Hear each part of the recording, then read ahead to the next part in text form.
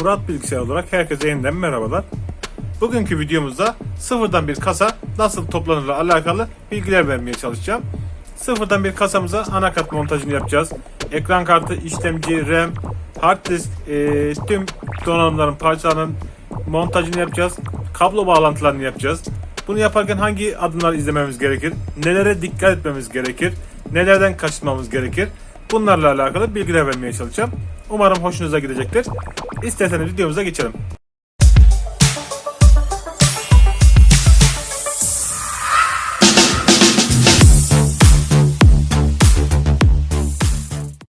Öncelikle isterseniz donanımlardan bahsedeyim.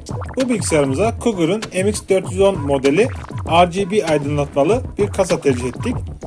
Kasamıza ek olarak Asus Prime H410M modeli olan bir anakart tercih ettik. Anakartımızın teknik özelliklerini detaylı olarak saymak isterim ama videomuz çok uzun olacaktır. O yüzden çok fazla bir detaya girmeden sadece size resimlerini göstereyim. Sadece kısa bir bilgi vermek gerekirse LGA 1200 sokettir. i5, i7 ve i3 desteği var. Üzerinde 2 tane USB 3.1, 2 tane USB 3.0 USB bellek girişleri vardır. HDMI çıkışı var, VGA çıkışı var. Klavye mouse standartımızda var ve 3 girişli bir ses çıkışımız var. Anakartımıza ek olarak i5 10. nesil bir yine LGA 1200 soketli bir i5 işlemci tercih ettik. Intenso'nun 240 GB'lık normal bir SSD hard diskini tercih ettik. Bu anakartımıza 16 GB'lık tek parça Kingston 2666 MHz'lik bir RAM tercih ettik.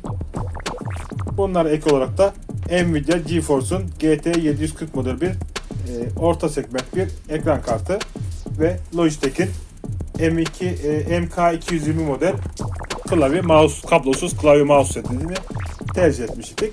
Monitörümüz Philips'in 23.8 inçlik Full HD çözünürlüğe sahip 1920x1080. Çok uzatmayalım ve hemen malzemelerimizi toparlayalım. Masamızı biraz boşaltalım. Benim masam genelde pek boş olmaz. Çok oldukça dolu olur ama bu gördüğünüz monitörde, ekranda gördüğünüz kısım en toplu hali.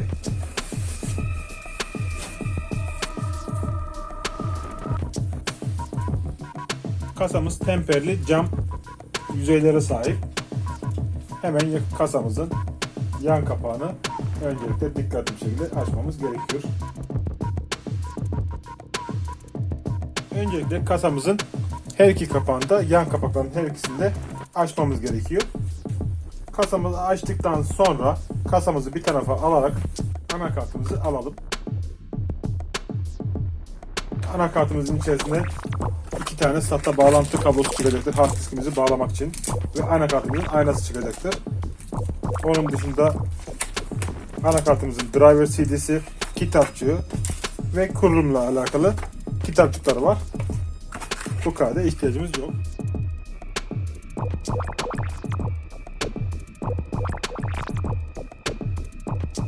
Anakartımızı açtıktan sonra bir sonraki adımda işlemcimizi açmamız gerekecek. İşlemci kutumuzdan da yine işlemcimizin garanti belgesi içerisinde kaldı. O çıkacaktır. Kullanım belgeleriyle alakalı bir servis noktalarıyla alakalı belgeleri çıkacaktır. Onun dışında işlemcimiz ve işlemcimizin fanı tek kutu içerisinde çıkacaktır. Öncelikle işlemci montajını yapmamız gerekecek. İşlemcimizi çıkarttıktan sonra anakartımızın üzerinde işlemci tırnaklarımızın zarar görmemesi için koruyucu bir kapak var. Bu kapağı çıkartalım. Yanındaki çentiğe bastırırsak eğer, buradaki çentiğe bastırıp hafiften çekersek bu kapağımızı açabiliriz. Açtıktan sonra anakartımızın şuradaki çentikleri vardır. Bakın 2 tane çentik var yanlarında. Her iki tarafında da 2 tane çentik var. Anakartımızın üzerinde de burada ve karşılıklı 2 tane çentik olduğunu görürsünüz. Bu işlemciyi buraya tam denk getirecek şekilde bıraktığımız zaman işlemci yerine oturacaktır. Daha sonrasında bu kapağı kapatırız. Bu demiri hafiften zorlayarak böyle, çünkü yaylıdır. Zorlayarak buradaki metale geçirmemiz gerekir. İşlemci montajımız bu kadar basittir. Anakartımıza ve fanımızı takmamız gerekecek. Öncelikle fan kablomuzu kurtaralım. Serbest olsun diye. Burada dikkat etmeniz gereken bazı işlemcilerin içerisinden çıkan fanın burasında bant yapıştırılı olabilir. Şeffaf bir bant olabilir.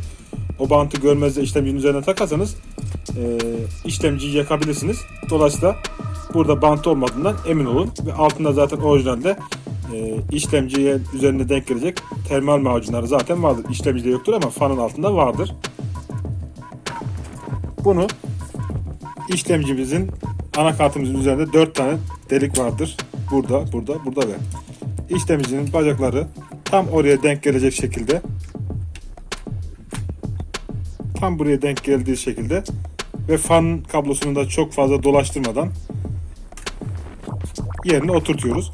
Oturttuktan sonra bu bacakların üzerine her birine teker teker basıyorum. Basarken elimle alttan destek veriyorum ve anakartı herhangi bir şekilde çatlatmayalım, bükmeyelim. Anakarta bir zarar vermeyelim bunu takarken. Bunu kasanın içerisinde de takabilirsiniz. Fakat dışarıda elimizle takarsak daha rahat olacaktır. Fanımızın bu kablosunu anakarta bağlamamız gerekir. Genellikle bu köşelerde olur bu kablo. Çok nadiren de olsa şu köşelerde de olabilir. Ama çoğunlukla anakartın burasındadır. 4 girişli bir fan bağlantı kablomuz var burada. Bu 3 bağlantılı da olabilir. 4 bağlantılı da olabilir. Buradaki giriş 3 de olabilir. 4 de olabilir. Anakartımızın üzerinde de 3 veya 4 olarak olabilir. Bunlar çok fazla fark etmez. Çünkü tam yerine oturacaktır. Eğer bu 4 bacaklı da olsa, burada da 3 olsa zaten ilk 3 bacağını takarsınız. Veyahut da bu 3 olsa, buradaki 4 olsa en baştaki 3'e takarsınız. Ama her ikisi 4, her ikisi 3 zaten sıkıntı olmaz. Çünkü burada 4 bacaklı, fakat bakın burada bir tane yuva var. Yani 3 bacaklı fanlara takmak için de bir yuvamız var. Bu fanımızı buraya taktıktan sonra işlemci ve fan montajımız tamamlanmış olacaktır. Daha sonrasında RAM montajını yapmanızı tavsiye ederim. 16 GB'lık Kingston'un 2666 MHz hızında bir işlemci RAM'imiz var. RAM'imizi takarken RAM yerimiz, slotlarımız, 2 tane RAM slotumuz var. Burası sabit. Buralar da hareketli olabilir. Şurası hareketli bakın. Burası açılıyor, kapanıyor. Şu tırnaklarımız hareketli. Şu tırnaklarımızın da hareketli olma ihtimali yüksek. Büyük ihtimalle hareketli olabilir, sizin farklı bir anakart modeliniz varsa hareketli olabilir. Eğer hareketliyse 4 tırnağın 4'ünü de bu şekilde açarsınız. RAM'e bakarsanız RAM'in bir kısmı diğer kısmından hafiften kısadır. Şu kısım birazcık daha kısa, şu kısım birazcık daha uzun. Dolayısıyla anakartımıza da bakarsanız tam anakartımızın ortasında bir çentik var. Bu taraf kısa, bu taraf uzun. Emin olmak için tam RAM'imizi bu tırnağa, sabit olan tırnağa buraya denk getirdim. Bıraktığım zaman şöyle bakalım. Bıraktığım zaman buradaki çentik anakartımın üzerindeki çentiğe denk geliyor mu? Tam denk geliyorsa sıkıntı yoktur. Zaten tam yerine oturacaktır. Bunu oturttuktan sonra iki köşesinden basıp şuradaki açtığımız bandalın kendiliğinden kapanmasını sağlıyoruz. Şu anda RAM'imiz yerine oturmuş oldu. Anakart montajımız, işlemci montajımız ve RAM montajımız bitti. Anakart montajımızı bitirdikten sonra kasanın yan taraflarında bir yerlerine vida sabitlemiş olabilirler muhtemelen. Kasamızın vidaları kasanın içerisine çıkar.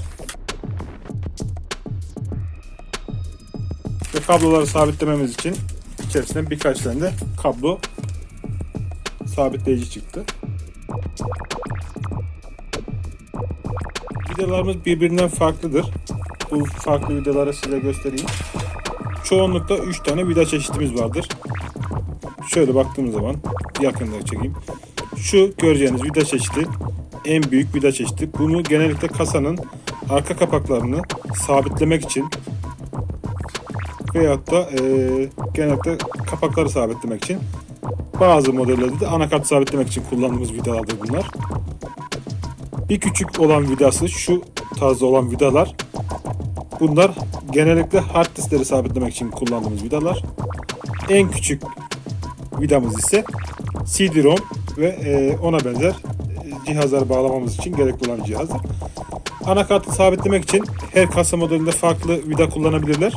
Bu 3 vidadan bir tanesini anakartı sabitlemek için kullanmışlardır muhtemelen. Onu da nereden anlarsınız? Sarı, bakır, sarı bu pirinç tarzında şeylere bir tanesini denerseniz hangisi buna oluyor? Mesela bu hard disk olan vida olan şey biraz zor oldu. O zaman bir küçük olan CD-ROM sabitlemek için kullandığımız vidaya bakayım. Bu tam oldu. Demek ki CD-ROM için kullanacağımız vidalar anakartı sabitlemek için gerekli olan vidalarmış. Anakartımızın üzerindeki buradaki deliklere dikkat edelim. Burada bir tane delik var. Hemen karşısında bir delik olur. Tam paralel olarak altında bir delik, karşısında bir delik ve tam altında şöyle paralel olarak yine burada bir delik ve burada bir delik vardır. Bu 6 tane sizin anakartınızda 8 veya farklı sayılarda olabilir. Bu deliklerin denk geleceği, anakartın kasamızın içerisine denk geleceği kısımlara bu sarı vida şeklinde olan şeylerden montaj etmemiz lazım. Anakart bacaklarından montaj etmemiz lazım. Bunlar elektrik iletkenliği olmayan, yani kasayla anakartın arasındaki elektriği kesen, elektrik iletkenliği olmayan bir malzemedir. Kasa içerisinde anakarta denk gelen kısımda bir tane burada ve burada sarı şeylerden takmışlar. Buraya da takmışlar 2 tane ve buraya da 2 tane takmışlar. 6 tane normalde takmışlar. Fakat sizin kasanıza takmamış olabilirlerdi. Onları sizin takmanız gerekir. Anakartımızın vida yerlerine, denk gelen yerlere bu sarı pirinçlerden taktıktan sonra yapmamız gereken öncelikle anakartımızın aynası dediğimiz bu parçayı kasaya montajını yapmamız gerekir. Bu yuvarlak kısımlar muhtemelen anakartımızın klavye girişlerine denk gelecek. Burası ekran kartı, buralar USB ve ses kartlarına tam denk gelecek şekilde.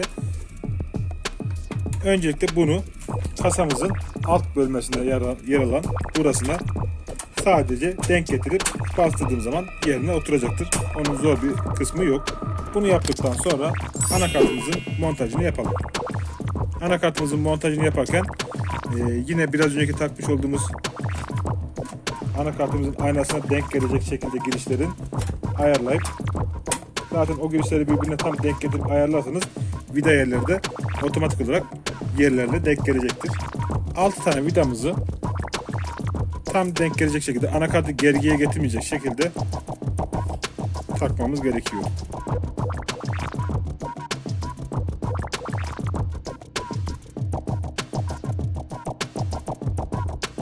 Anakart montajını bitirdikten sonra kasamızın, daha doğrusu power'ımızdan gelen güç kablolarının ve kasamızdan gelen USB girişleri, ses girişleri ve buna benzer kabloların bağlantılarını yapmamız gerekecek. Burada çok fazla bir kablo karışıklığı var. Çok kafanızı karıştırmasın.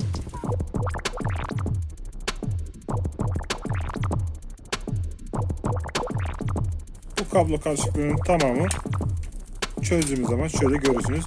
RGB aydınlatmalarımızın tamamı kasamızın arkasında bir devreye bağlanmış ve tek bir kablo çıkışıyla da anakarta bağlantısı var. Sizde bu RGB çıkışınız olmayabilir. Dolayısıyla sizde RGB aydınlatma yoksa böyle bir kablonuz da olmayacaktır. Sizdeki olması gereken muhtemelen olan kablolar, bu kablo da sizin kasanızdan modeline göre olabilir veya olmayabilir. Kasamızın ön girişlerinde bulunan, buradaki ön girişlerinde bulunan USB 3.0 girişlerimizin bağlantısıdır. Bu kabloların hepsi de bütün kasalarda olur. Şu göstereceğim kabloların.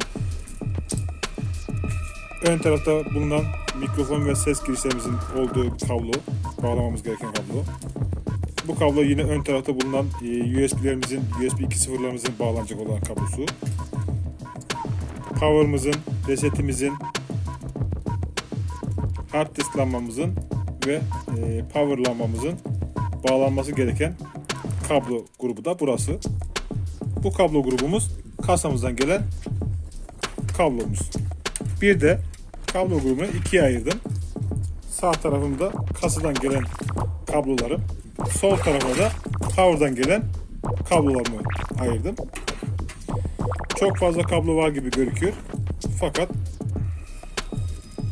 kafanız karışmasın. Adım adım ilerlersek bir sıkıntımız olmaz.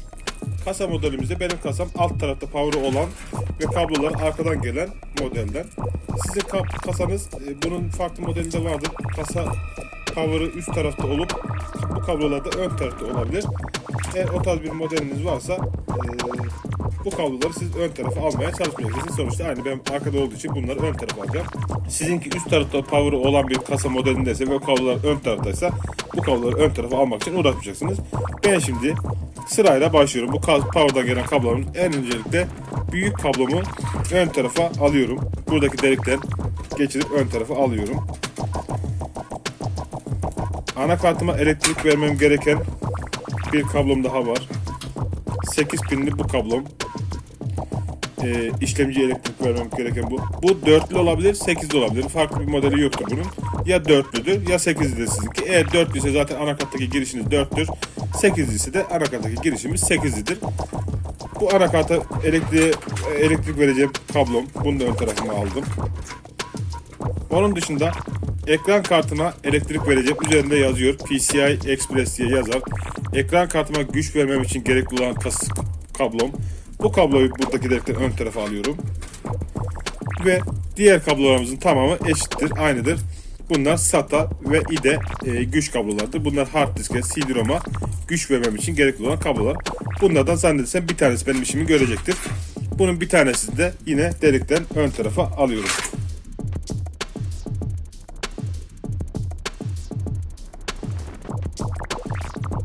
Gördüğünüz gibi delikten çıkarttım ve ön tarafa aldığım kablolardan öncelikle bu kalın olan, büyük olan kablom, bunu takıyorum. Anakartımızın üzerinde onu takacağımız bir bölüm vardır. Anakartımızın çentiğine dikkat ederek bu kablomu öncelikle takıyorum. Daha sonra ne dedik? İşlemciye elektrik vermem gereken 4 pinli veya 8 pinli olan kablom vardı. Sizde 4 veya 8'dir bu. O da anakartımızın genelde bu köşesinde olur veyahut da şu köşelerinde bir yerde olur. Çok az nadiren bölgelerde de şu işlemcinin yan tarafında bir olur. Şu işlemci fanının etrafında bir yerinde olur yani. Şu işlemci fanımız, işlemcimiz için gerekli olan elektrik. Bunu da takıyorum. Geriye hard disk girişimiz ve ekran kartı girişimiz kaldı. Bu şekilde düşünürseniz bakın daha basit bir şekilde 2 tane kablomuz kaldı. Hard disk bağlantılarımız benim kasa modelimde hard diskim arka tarafta girişte. Sizinki eğer ki farklı bir modelse muhtemelen genelde power'ımız üstte olur. Ve şu yan tarafta boydan boya CD-ROM'umuz, alt tarafta bir CD-ROM diğeri daha, alt tarafta da hard disk girişleri kızaklı şekilde olabilir. Eğer öyle bir modeliniz varsa direkt ben kablosunu zaten buradan oraya takarsınız. Ama benim kasa modelimde hard diskim arka tarafta olduğu için hard diskimi kasamın arka tarafına montajını yapacağım. Kablosunu da otomatikman oraya takacağım. Burayı hızlı bir şekilde geçeyim isterseniz.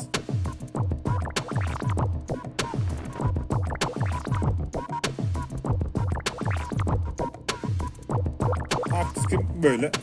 Hard disk girişimi, SATA girişini, bendeki hard disk SSD hard disk ve SATA girişi hard disk olduğu için SATA girişini direkt ben hard diskimi SATA girişine bağlıyorum. Ve benim kasa modelimde hard diskim burada, hard disklerim burada. Ben bunu buraya sabitleyeceğim.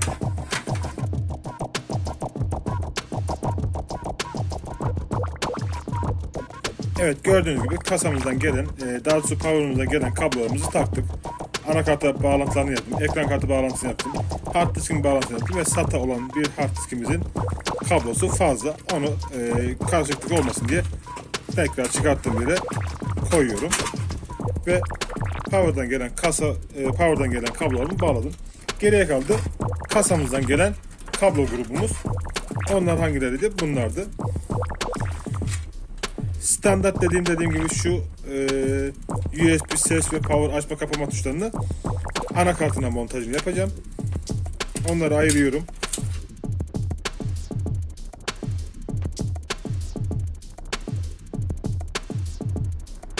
O kabloların bağlantılarını anakarta yapacağım için onları da yine şuradaki boşluk delikten ön tarafa geçiriyorum. Bunları anakartına montajını yapacağım.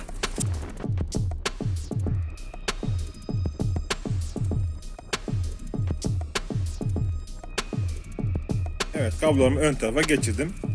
Şimdi öncelikle ses girişiyle başlayalım. Ses girişimiz kasamızın, genelde anakartımızın arka tarafında şuralarda yer alır.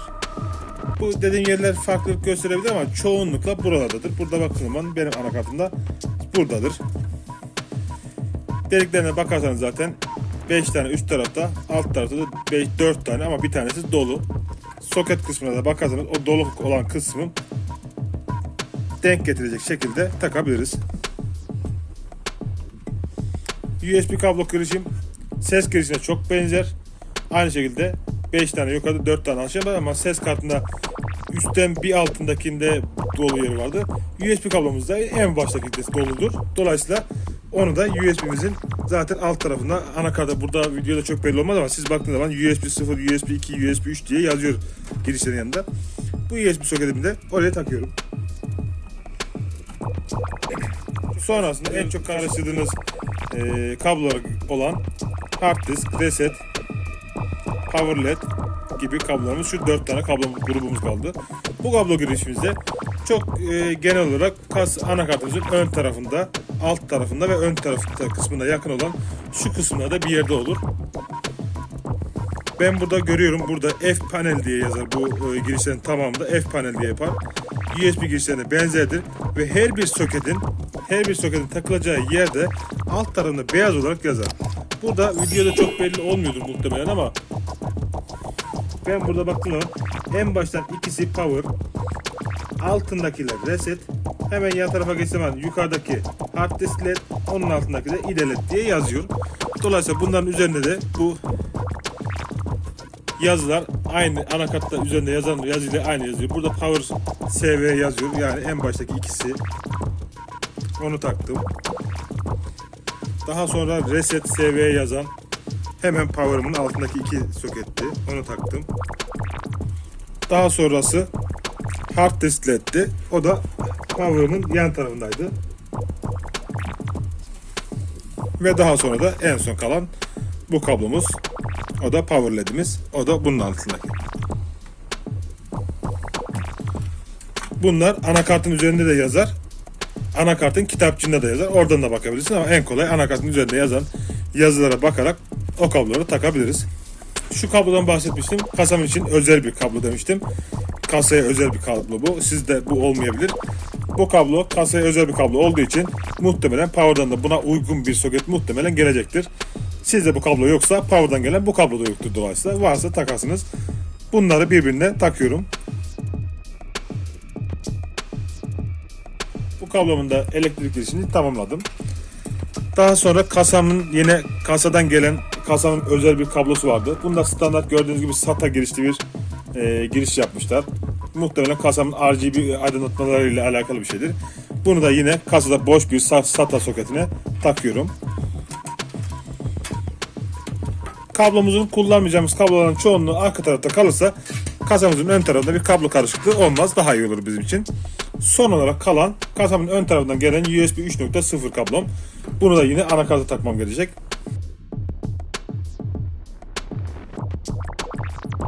USB 3.0 kablomda zaten girişi oldukça büyük ve farklı bir girişi var. Anakartın üzerinde karıştıramazsınız. Ve anakartın takacağınız yazılarda dikkat edin. Takacağınız soketlerin yan tarafında bakın USB 3.0 diye burada zaten yazıyor. Videoda belli olmuyordur ama sizin anakartlarınıza bakarsanız bu yan tarafında yazıyordur. Hemen buradaki soketmiş. Zaten çentikleri var buralarda. O çentiklerini deliğe denk gelecek şekilde takarsanız çok kolay takabilirsiniz. Kasamızın anakart, işlemci, RAM, power montajını yapmadık biz ama power montajı geldi kasamıza. Hard diskimizin montajını tamamladık. Geriye son olarak sadece ekran kartımız kaldı.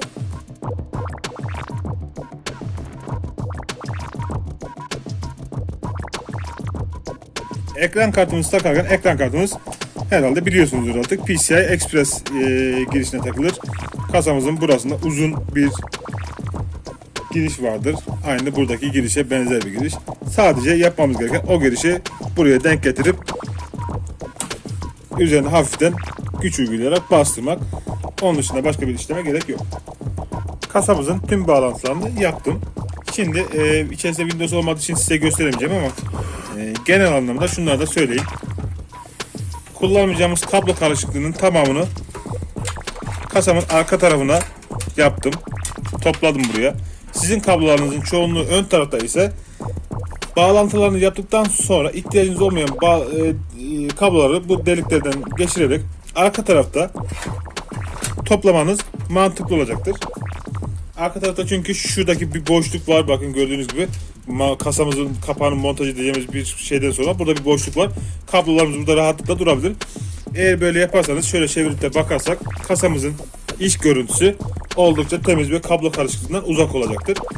Ben burada size kasayı görmek isteyen arkadaşlar varsa, merak eden arkadaşlarımız varsa onlar için de sadece bir güç kablosunu bağlayıp kasamı şöyle bir çalıştırayım.